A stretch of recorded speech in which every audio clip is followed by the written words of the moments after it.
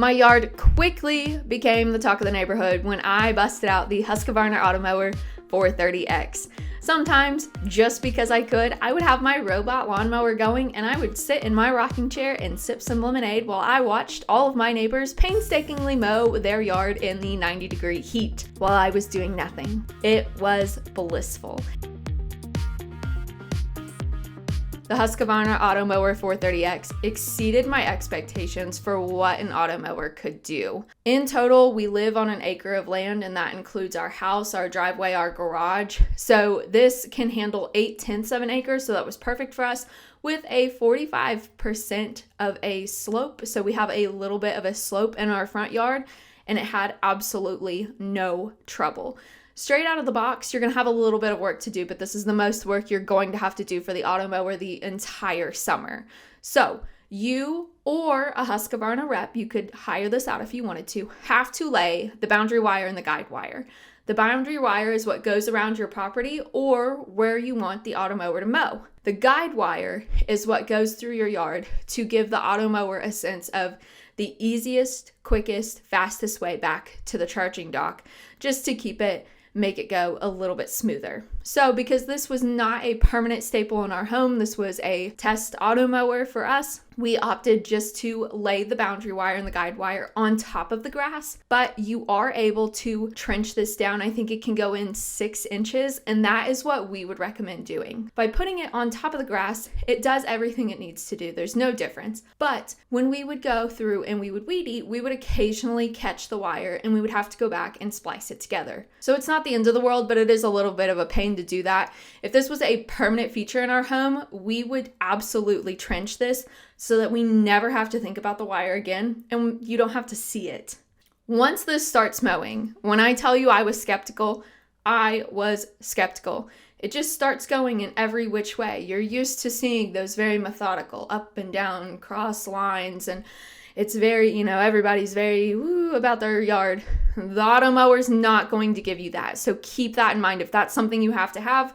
But for me, the convenience, I don't care. As long as my yard is mowed, fantastic. The boundary wire is going to emit GPS signals that go to the automower that tell it where it has and hasn't mowed.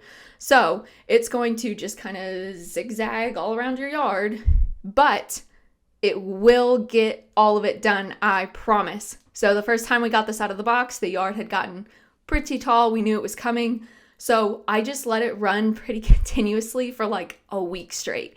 And that ensured that my entire yard was flattened. It got to know my yard. It got to know where it was going, what it was doing. And we knocked all of that grass out. It can run all night long. This is so quiet. Sometimes I would forget it was running. It didn't disrupt my dogs. Like, they didn't care to be out there with it once they got used to it because it just runs so quietly.